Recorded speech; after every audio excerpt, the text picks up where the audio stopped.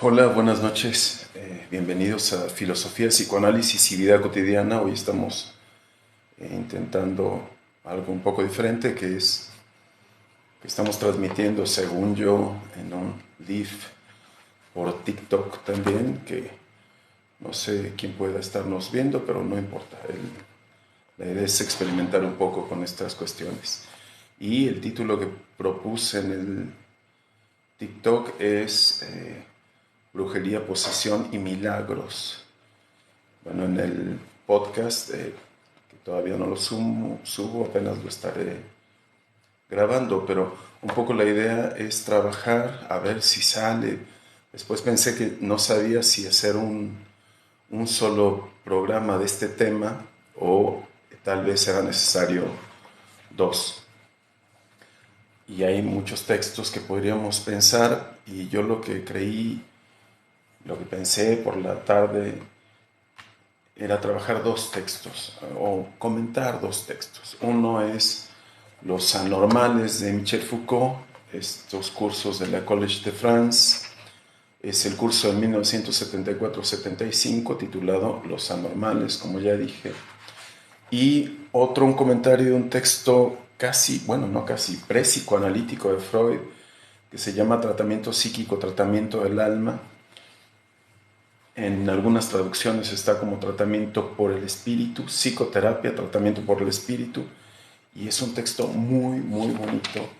En algunas clases es curioso porque, digo, supongo que ya lo he dicho en otros podcasts, pero eh, soy docente universitario, en algunas clases tengo como eje nuclear el problema de psicoanálisis y en otro más bien la filosofía, las propuestas ideológicas fundamentales o incluso la epistemología.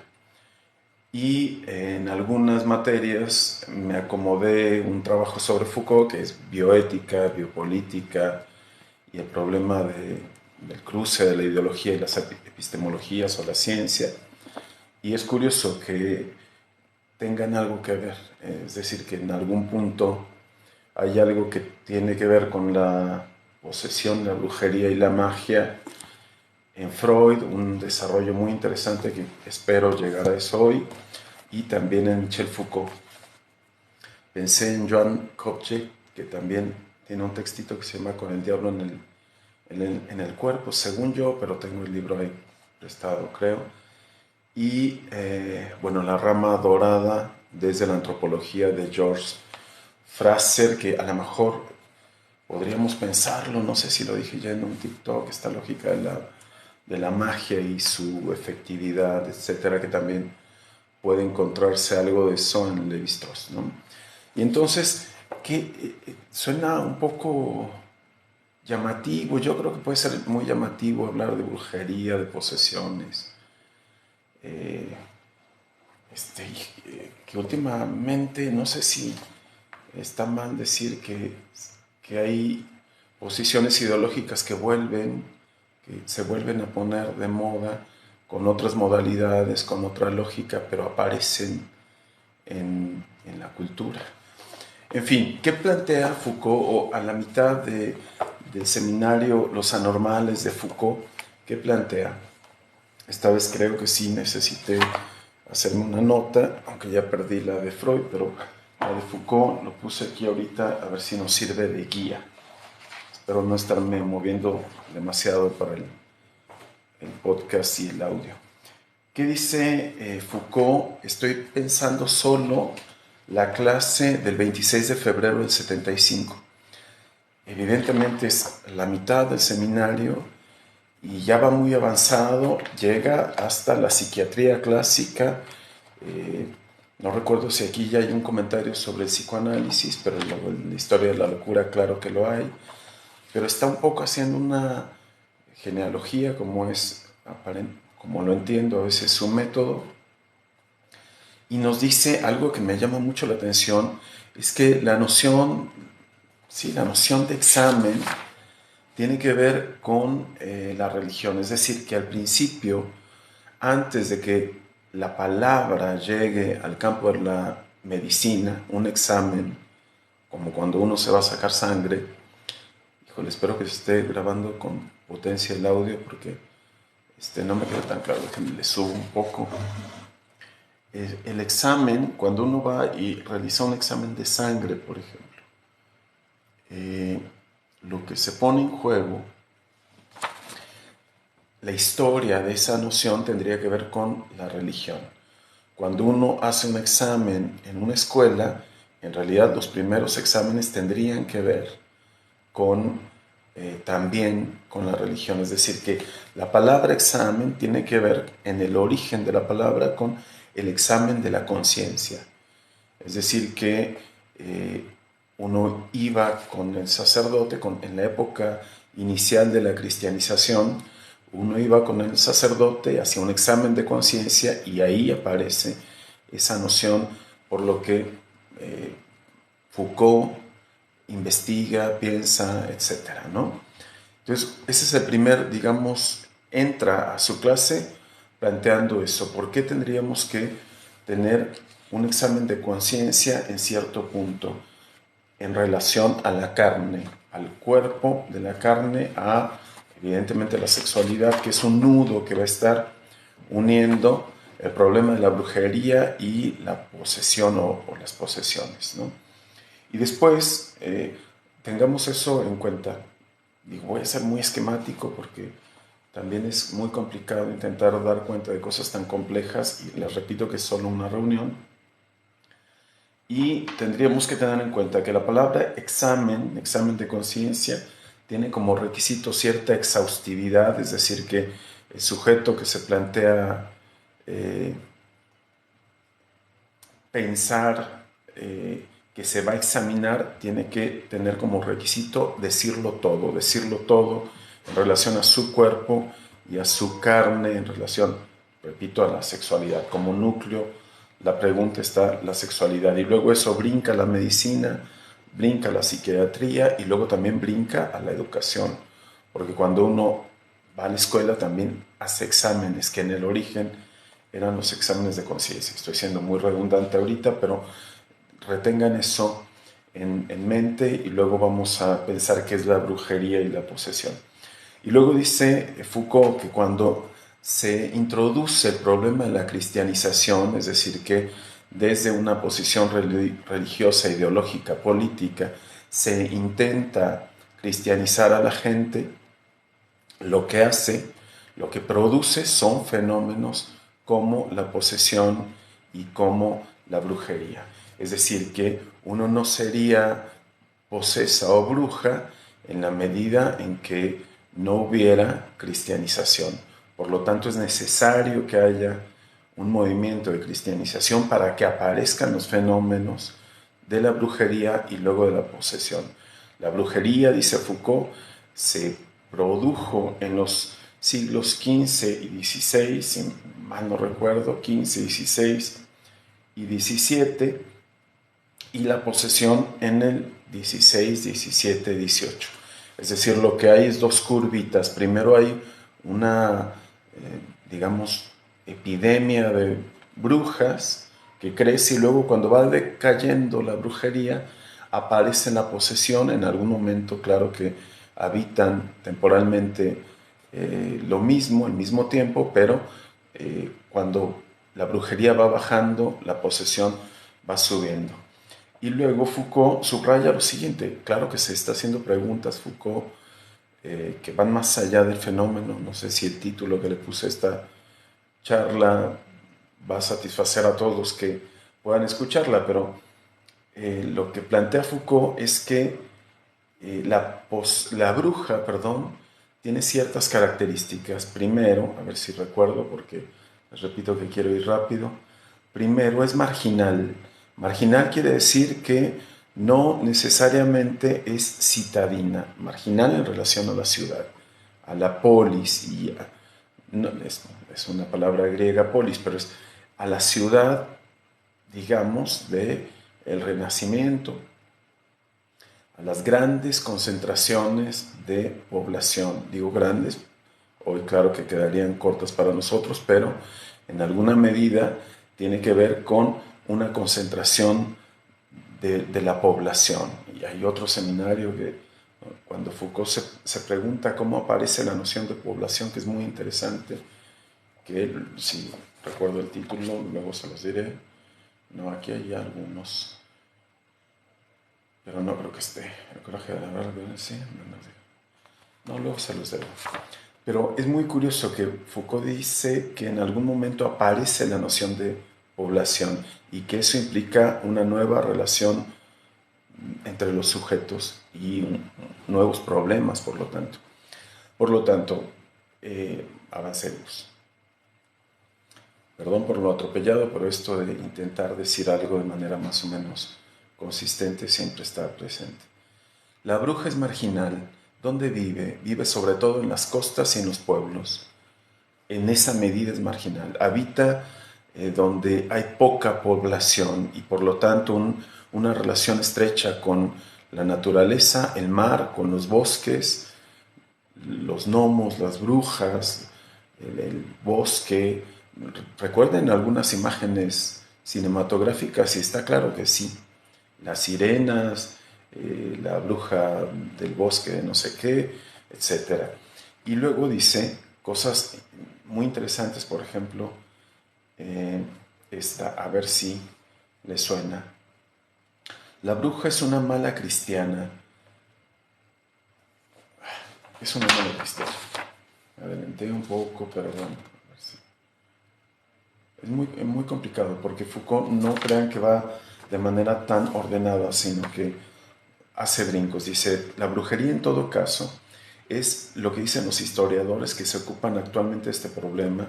Traduciría la lucha de una nueva ola de cristianización iniciada entre fines del siglo XV y principios del XVI y organizó en torno de él cierta cantidad de formas culturales que las primeras y muy lentas oleadas de la cristianización habían dejado, si no intactas, al menos aún vivaces.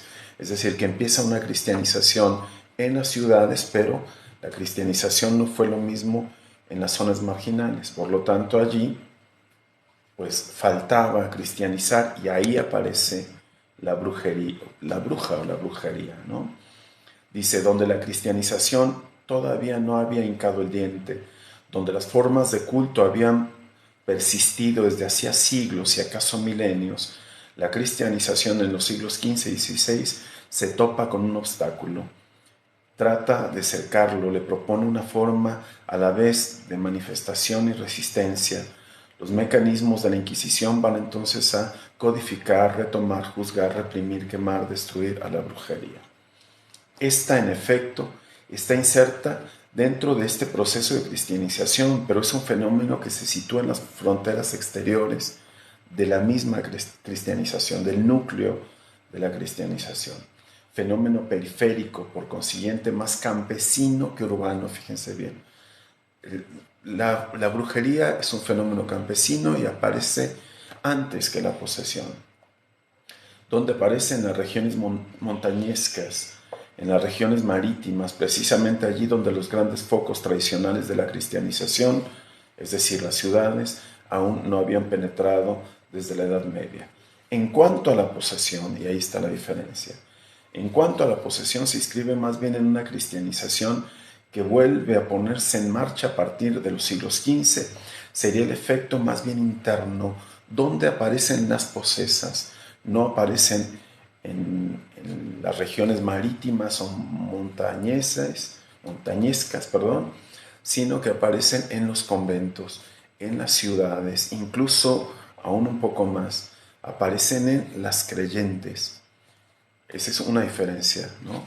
Otra diferencia, ¿qué es la poseída? La del siglo XVI y sobre todo la del siglo XVII y principios del XVIII.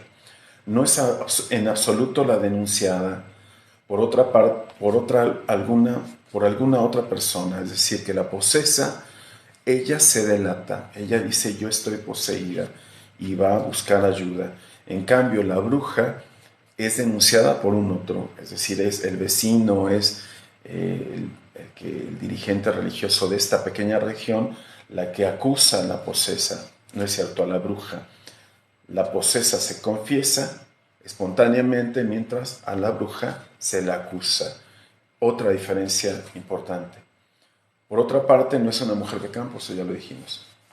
Mucho más, y ni siquiera es cualquier mujer de la ciudad, sino es la religiosa, la posesa. Más aún, en el interior del convento será más la superiora o la priora que la hermana conversa.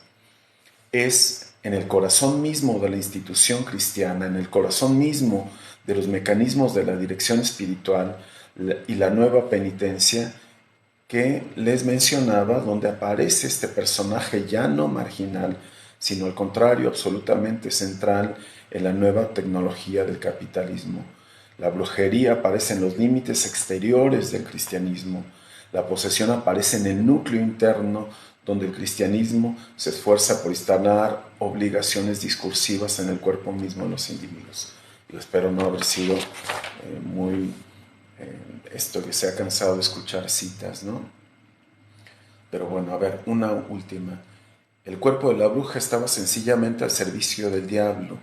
Es decir, que la bruja saca provecho de su contrato con el diablo, es un acto volitivo. Ella se le propone al demonio para hacer un contrato, algo gana la bruja y algo gana el demonio. Esto que tiene que ver con el demonio, claro que tiene que ver con un pacto en relación a la sexualidad, y lo que la bruja gana pues son poderes sobrenaturales de dominación sobre los otros, la capacidad de ejercicio de la magia, etc. Tú me das tu alma, dice Foucault, tú me das tu alma, le decía Satán a la bruja, y yo te daré parte de mi poder. Esa es un poco la lógica. Por lo tanto, la bruja lo que hace es un contrato social entre dos entidades, entre dos sujetos, no sé cómo llamarles estos, pero lo que se desarrolla en el proceso de la brujería es un contrato, donde hay beneficios y obligaciones, digamos, ¿no? Está la voluntad de la bruja y los beneficios que le da el demonio.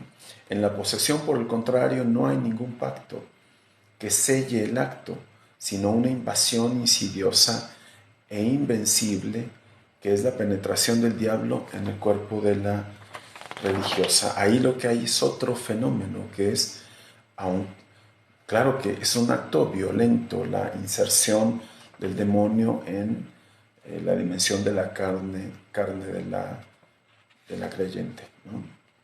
Hasta ahí nos quedamos con esto. A mí lo que me parecía curioso y que Foucault se da cuenta, y tal vez tenga que ver con lo que al ratito vamos a pensar con Freud, es que para que uno pueda exorcizar un demonio, primero tiene que saber el nombre del demonio, del nombre de, porque hay un montón de demonios, no es solo uno. Acá se habla de un religioso que hizo una especie de censo de los demonios y eran muchísimos, ¿no? Todavía en las películas lo que se piensa es que son muchos, incluso hay unos que andan en bola, que es la legión, que está también citado en algunas partes de la Biblia. Dice, hay una contradicción en la posesa, hay como una especie de desquicia de la personalidad, es decir, se rompe la personalidad en la medida en que lo que ocurre es que una parte quiere y otra parte no quiere.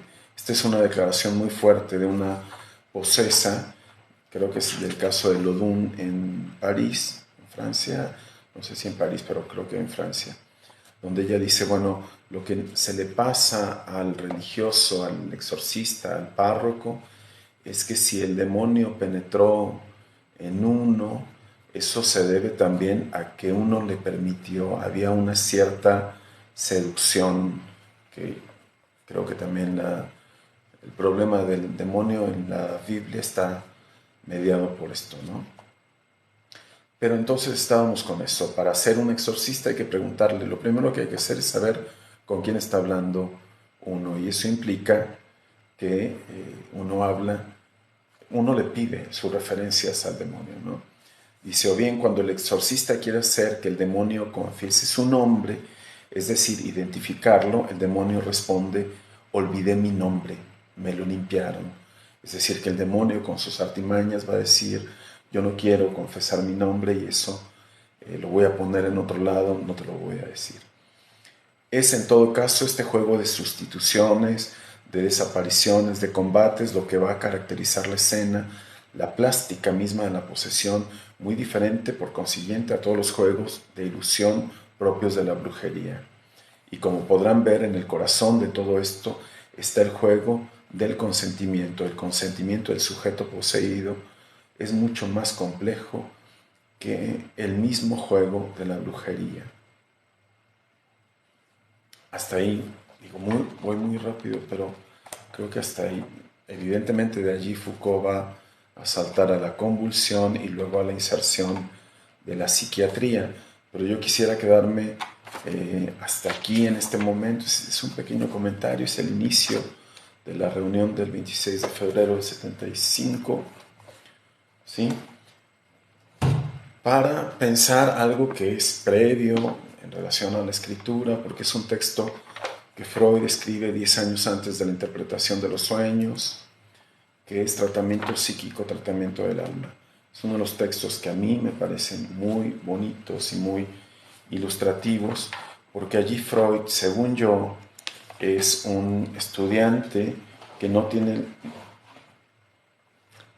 Supongo que ustedes saben que era muy buen estudiante, pero cuando sale a la realidad, digamos, cuando ve que lo que ha estudiado no le es suficiente, se encuentra con problemas, a mí me parece que pueden ser epistemológicos, que hay una lectura de este textito que puede ser epistemológica. Y lo primero que dice Freud es: ¿qué es el tratamiento psíquico? Por eso se llama psicoterapia, tratamiento por el espíritu, en una traducción previa. La primera, que creo que era quien, ya no me acuerdo quién es el primer traductor, aquí debe venir, claro.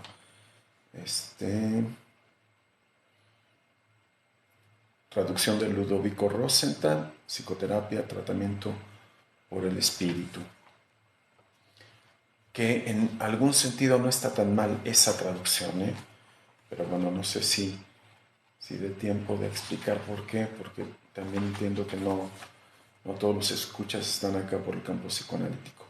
Freud entonces se pregunta qué es el tratamiento psíquico y de alguna manera responde que el tratamiento psíquico es el contacto de un alma con otra alma, una alma con otra alma, nada más. Y luego dice: lo único que permite a un sujeto a un alma que se comunique con otra alma, pues es la palabra.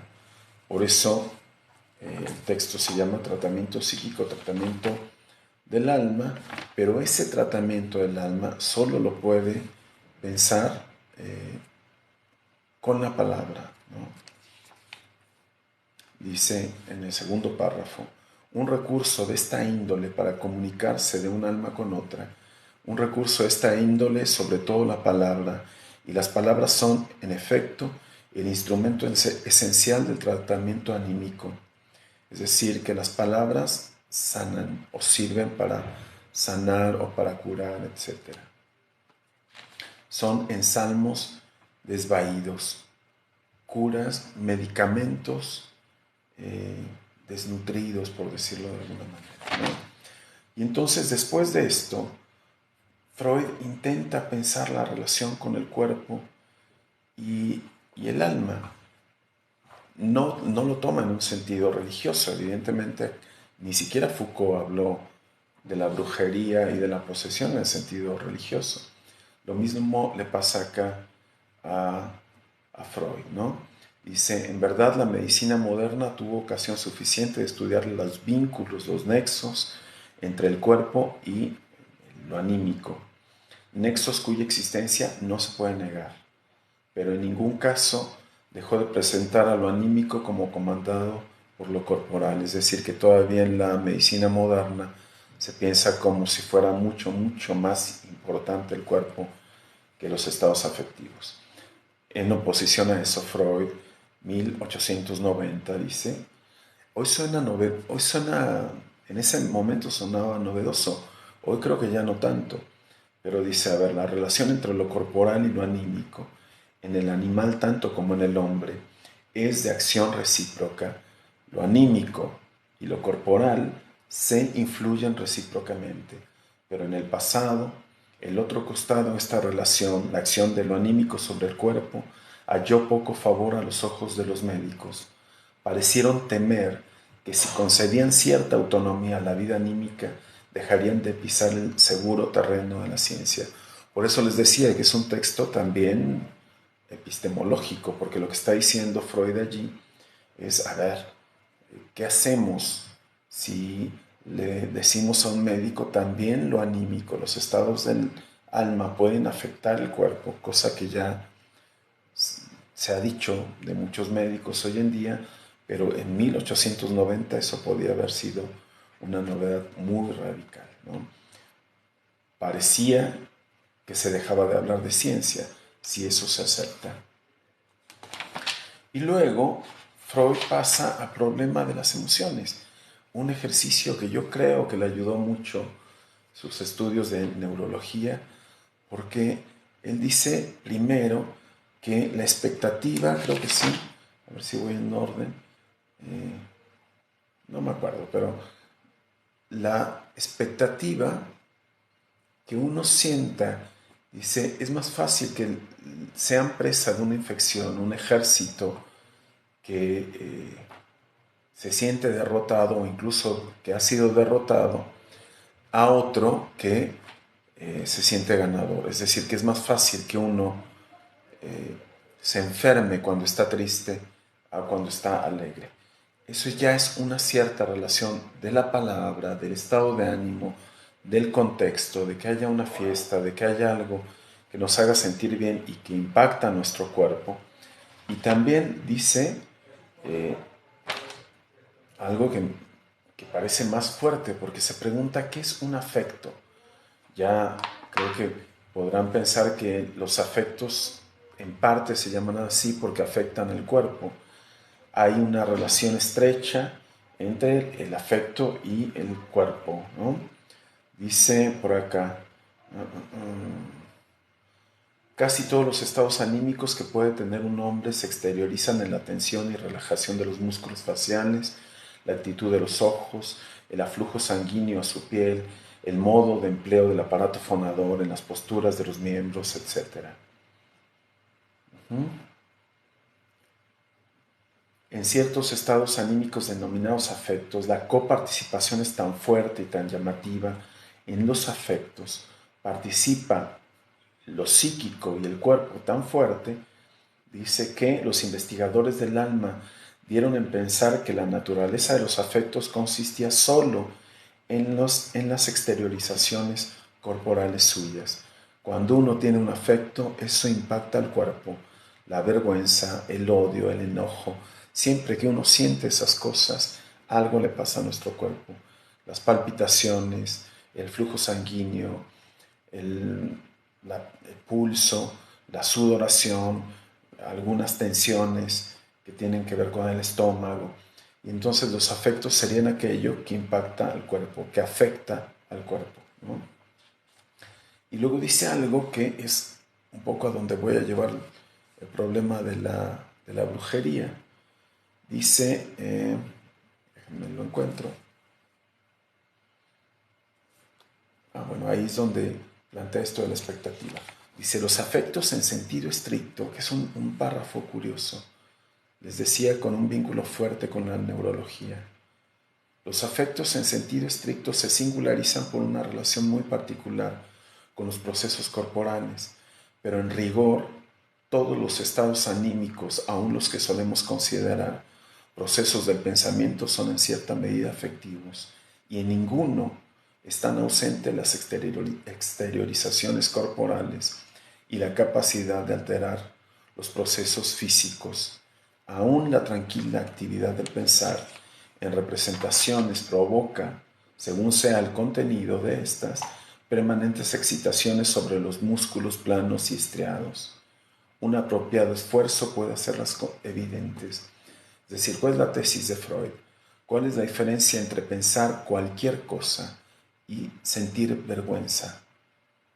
La vergüenza tiene un impacto fuerte sobre el cuerpo y entonces, ¿cuál será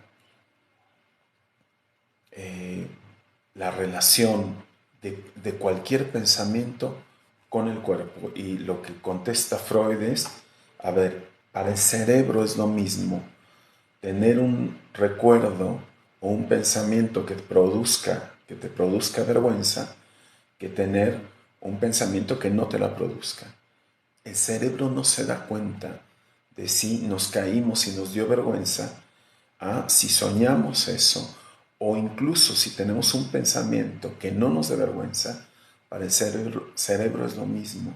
Luego entonces la conclusión es, debe de haber manifestaciones corporales siempre que hay un pensamiento. Hay una relación estrecha de cualquier pensamiento con una manifestación corporal. Esto es muy, muy interesante porque lo que se pone en juego es lo siguiente. Dice, justo por esto, así se explican muchos de los fenómenos llamativos y hasta los supuestamente sobrenaturales. Por ejemplo, la adivinación del pensamiento del médium cuando se practica un experimento como el de hacerse guiar por él para descubrir un objeto escondido. Se explica por imperceptibles e involuntarios movimientos musculares, es decir, que son mis pequeños movimientos, micromovimientos que le permiten al médium, voy a decir una palabra muy fuerte que nos va a llevar a pensar lo que viene, creo. Esos pequeños movimientos musculares le permiten al médium darse cuenta de que tú le estás diciendo la respuesta que quieres tú mismo saber. Eso es un poco lo que se pone en juego. El médium es un lector del cuerpo que está hablando más allá de la palabra, aparecen palabras en el cuerpo. Eso es muy complicado de desarrollar, pero sería un poco así. En los pequeños movimientos musculares se manifiesta signos que puede leer un otro, el medium. Todo el fenómeno, dice Freud, merece más bien el nombre de revelación del pensamiento. Es decir, que tú le estás revelando lo que estás pensando al medium. Hasta ahí tenemos ya muchos problemas.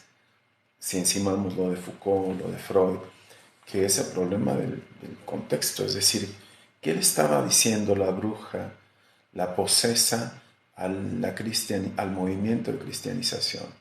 Hay casi en Foucault un momento donde dice que es un acto de rebeldía.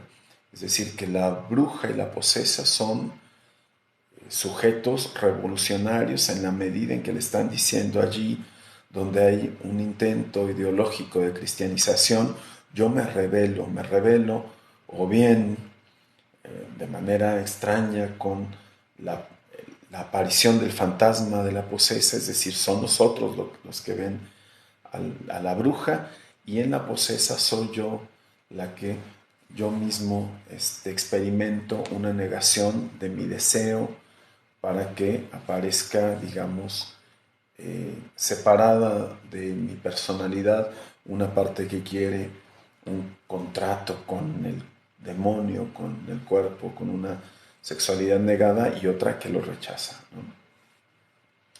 Bueno, ¿qué dice Freud después? Y ya llevamos un montón de tiempo.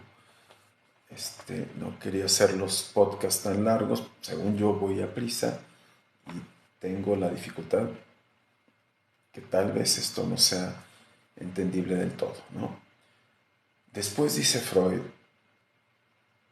las curas milagrosas, recuerden brujería, posesión y milagros, las curas milagrosas en el sentido propio se producen en creyentes bajo la influencia de escenificaciones aptas para acrecentar los sentimientos religiosos.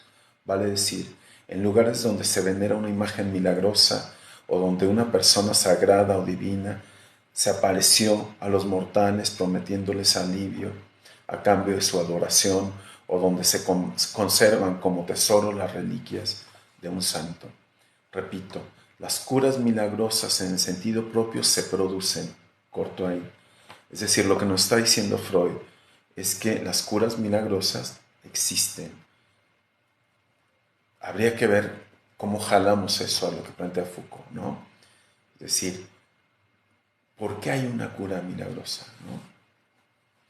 Más abajo dice, las curas milagrosas, estas ocurren realmente, y lo hicieron en todas las épocas, y no conciernen solo achaques de origen anímico, es decir, que uno no se cura solo de cosas, digamos, psicológicas, cuyo fundamento es de imaginación, y sobre los cuales se puede influir entonces particularmente las circunstancias del peregrinaje. Se curan en la medida en que uno se siente bien al hacer una manda, al ir a hacer una procesión, yo qué sé, ¿no? Sino también estas curas tienen que ver con estados patológicos de raíz orgánica, es decir, enfermedades reales, digo, biológicas, que antes se habían mostrado refractarios a todos los empeños de los médicos. Es decir, la tesis de Freud, siguiendo una argumentación que no sé si quedó clara, es decir, a ver, el cuerpo y el alma es una, la personalidad y el cuerpo es lo mismo. Luego entonces, si uno se enferma del cuerpo, pues afecta al alma. Si uno se enferma del alma, afecta al cuerpo. Freud dice que son de acción recíproca, pero en todo caso habría que pensar que son una cierta unidad, una unidad muy compleja, porque al hablar esa unidad se revienta y toca también a la cultura. Pero que no habría distancia, no habría diferencia entre lo psíquico y lo corporal.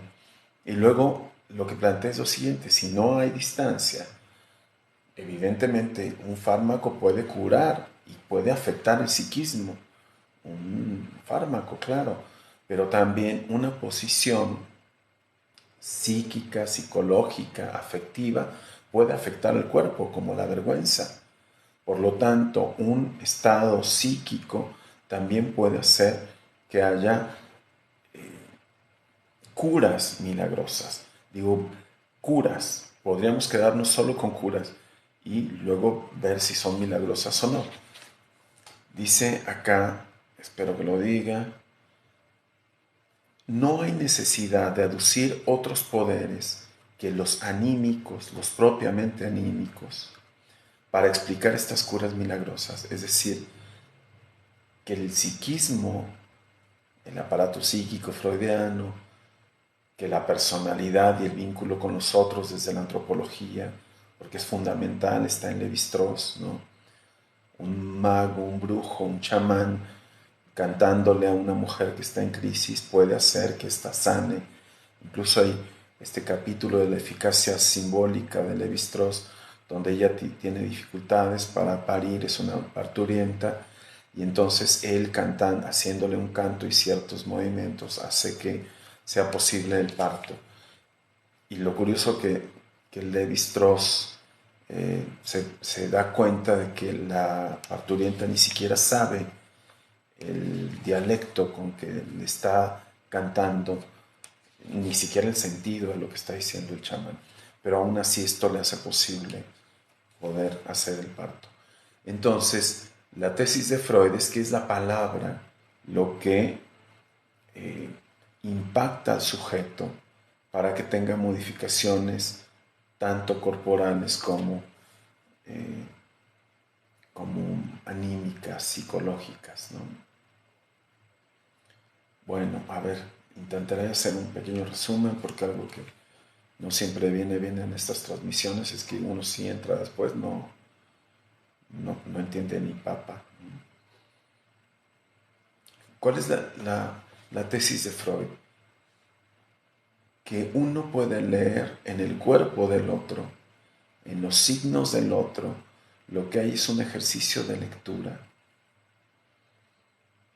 Esto que creo que siempre medio comento en mis clases de estos dos campos donde enseño, que es el psicoanálisis y la biopolítica, la filosofía, la ética, es algo que me pasó en la adolescencia, que es que con un grupo de amigos teníamos una ouija, y la ouija era un juego, después eso tuvo otra consistencia, pero era un juego donde uno podía preguntarle como si fuera un teléfono, pues una ouija, que también hay aplicaciones donde hoy en día eso está presente, ¿no? Y entonces yo era escéptico, y en las instrucciones de este juego, porque no lo vendieron como un juego, decía algo así: usted puede preguntar sin que mueva la boca, sin que diga nada. Y efectivamente yo pregunté y me respondió mesero. Eso es algo que he platicado en casi todos los lugares donde hablo de estas cosas, ¿no? La ouija dijo que iba a ser mesero. No es cierto, dijo mesero. Y entonces yo me quedé sorprendido porque ciertamente respondió muy bien. Respondió muy bien, ¿qué quiere decir? Que la pregunta embona perfectamente con la respuesta. La pregunta era yo de qué iba a trabajar cuando fuera mayor. Esa era la pregunta. Sin hablar, le pregunté mentalmente el pip, pip, pip, pip, pip de Calimán. Le pregunté así a la ouija y me contestó bien. ¿Qué quiere decir eso? Que sí leyó. ¿Qué fue lo que leyó? Mi futuro, no. Leyó algo que yo mismo le dije con mis pequeños movimientos musculares que yo mismo no soy consciente de que estoy diciendo. Y entonces lo que ocurre es que en esos pequeños movimientos el operador, lo cual abre más preguntas. ¿Qué características debe de tener el operador para poder mover la ouija? Y se las adelanto un poco. Una fundamental es que el operador crea que él no es el que está moviendo la ouija. Es un requisito, porque si uno cree que es uno, entonces ya no está leyendo nada. Es pura conciencia, diríamos, pura razón, y entonces se vuelve una patraña jugar a la ouija. Pero si el operador, el que está moviendo el cursorcito, supone que él no es el que está moviendo el cursor, lo supone, no quiere decir que no lo esté moviendo, ¿eh? Supone que él no está moviendo el cursor, luego entonces, ese es uno de los requisitos. Habría que pensar si hay más, pero alguna vez, si nos queda tiempo, podremos pensarlo juntos, pero ese es uno de los requisitos que es fundamental. El medium cree, así, por eso se llama medium, porque lo que cree es que él está mediando un poder sobrenatural del más allá, o una divinidad, y él es en medio de contacto con el fenómeno más o menos terrenal, concreto, etc. Entonces él está a la mitad. Bueno, ese es el requisito. Yo le pregunté sin emitir una palabra, pero algo en mí se dijo que el operador pudo leer, aunque el operador no se dé cuenta que está leyendo, lee. Luego entonces me lo dice y tiene toda la lógica coherente. ¿Qué estamos diciendo? Creo que la brujería existe, sí. Pues ya nos dijo Freud que los milagros existen, sí. Por lo tanto, la brujería existe también. ¿Qué características tiene la brujería? Y ahí espero no ser muy jalado si brinco a la rama dorada de George Fraser, cuando dice, a ver, la brujería funciona con dos mecanismos, que es todo lo igual tiene efectos en lo igual, y todo lo que estuvo en contacto con uno, de alguna manera u otra, sigue estando en contacto con uno. ¿Cómo se usa la brujería? Eso está en la antropología, ¿eh? Lo igual tiene efectos en lo igual. Una fotografía, lo que le hagas a la fotografía que te tomaron, lo que le hagan a esa fotografía, luego tendrá efectos en uno. Si hacen un monito como en el vudú, si hacen un dibujo, si hacen fotografía, dibujo, espejo, recuerdan, ¿no? Esta cosa que los espejos y que no sé qué son del demonio a la medianoche. Más o menos eso, ¿no? Lo igual tiene efectos en lo igual. Esa es la regla, una de las reglas de la magia o de la brujería. El otro es todo lo que ha estado en contacto conmigo de alguna manera u otra sigue estando en contacto conmigo. que ha estado en contacto con ustedes, sus ropas, su cordón umbilical, sus chambritas de la infancia. Por eso es que mis posesiones no las tenga otro, porque si llegan a malas manos podrá tener un efecto negativo. Bueno, evidentemente cuando después Freud, este es un salto que está injustificado, pero quienes saben de psicoanálisis habrán de recordar la condensación y el desplazamiento que son los mecanismos del sueño. Si jalamos mucho, entiendo que es otro brinco injustificado. En Lacan la metáfora y la metonimia, es decir, cuando llegas a Lacan, te das cuenta que los principios de la magia son el lenguaje otra vez. Porque, ¿qué otra cosa es el lenguaje que una metáfora de un sujeto? El nombre propio es igual que tu chambrita o que tu cordón umbilical estuvo en contacto contigo porque estamos pegados a nuestro nombre.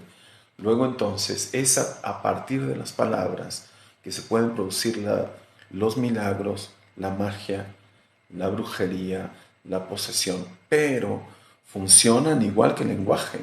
Es decir, que uno no puede embrujar a alguien que no sabe que existes. Uno puede embrujar a alguien que le deja suponer mediante esos pequeños indicios, como los de Juan Ramón cuando preguntó de qué trabajaría de grande, y la Ouija contestó.